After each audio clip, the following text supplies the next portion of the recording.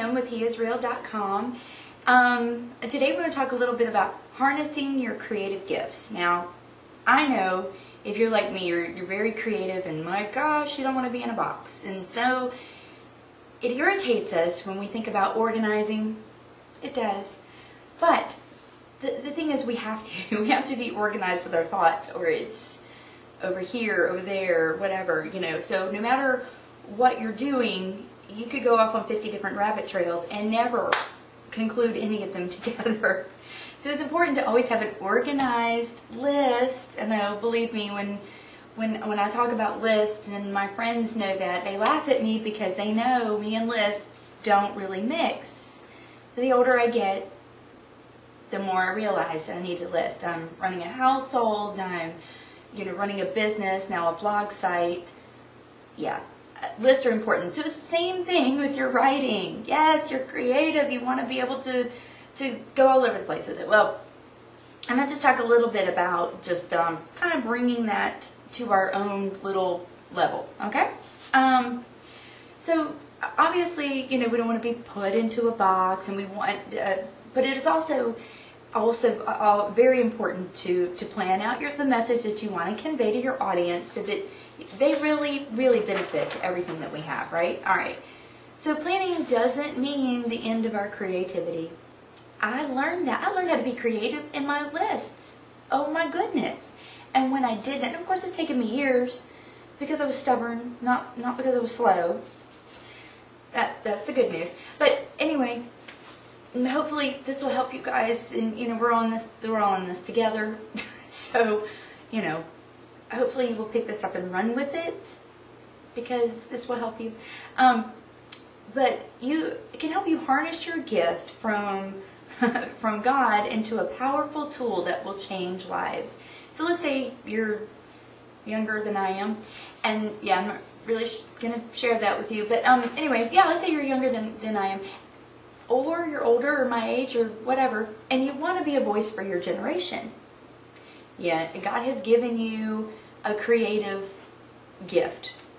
Writing, maybe you write poetry, maybe you write songs, maybe you write screenplays, maybe you write books, children's books, whatever it is that you do. You're a writer, you're an artist, and you want to be able to do that. And God has given you this gift. You want to be able to change people's lives. And we've talked about, some of the evidence, making it believable, understanding your audience. But we're going to talk a little bit about just organizing your writing. So, we talked about personal journal and what that means in your thoughts and feelings. That'll help you with your acting and your writing.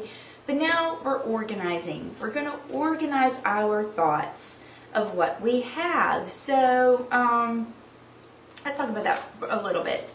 Okay, so you've gathered your information, right? Your idea.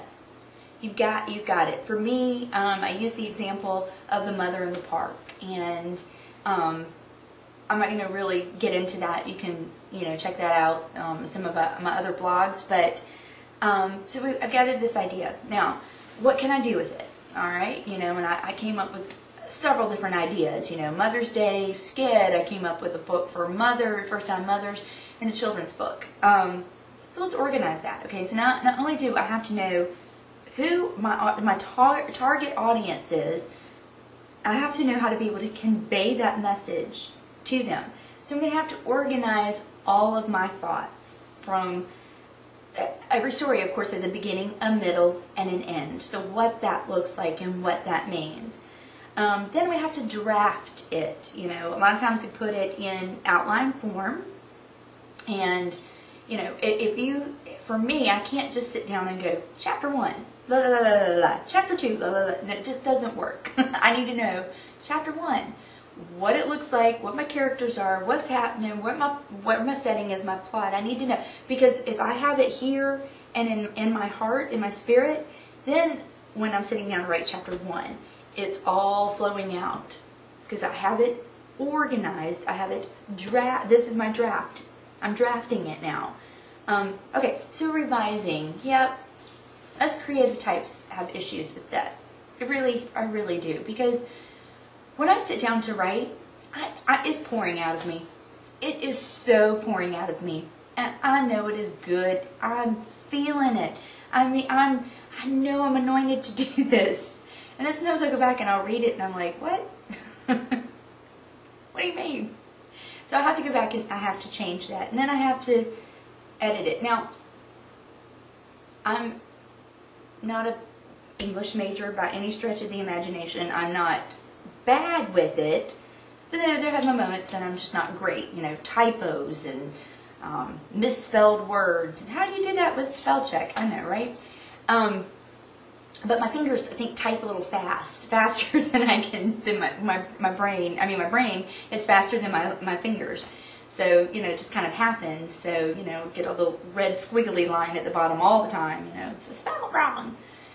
But you know, if you type several pages, you don't want to go back and reread that. Are you kidding me? So, I always find a wonderful English teacher that loves me. And I'll bake her something, or I'll pay her $20. Whatever I need to do. You know, just some random act of kindness. I don't know. Work out a deal with her or something to sit down and edit this thing for you if you really don't have the money. And then sit down and proofread it. And even with the editing and the organizing, and you gathered your ideas, you know, and that kind of thing, you want to sit down and you want to proofread. Now, I know for creative types, sometimes it is hard because you're ready to move on to the next project. But it's important to be able to do that. And the more you do it, the more disciplined you become. It becomes second nature, and you become creative with it. So I'm just telling you from experience. So I hope that this happens, you know, just a little more believability. And it's just being able to harness your creative ideas that go this way to kind of bring them into a very cohesive idea for your audience. They get it, they love it, they walk away talking about it, and you have something epic and life-changing for your generation and generations to come. So anyway, I hope this helps, and if you have any questions, comments, or concerns, leave a comment below, or go to my blog at heisreal.com, or contact me, Kim, at heisreal.com, and I will talk to you soon. Bye.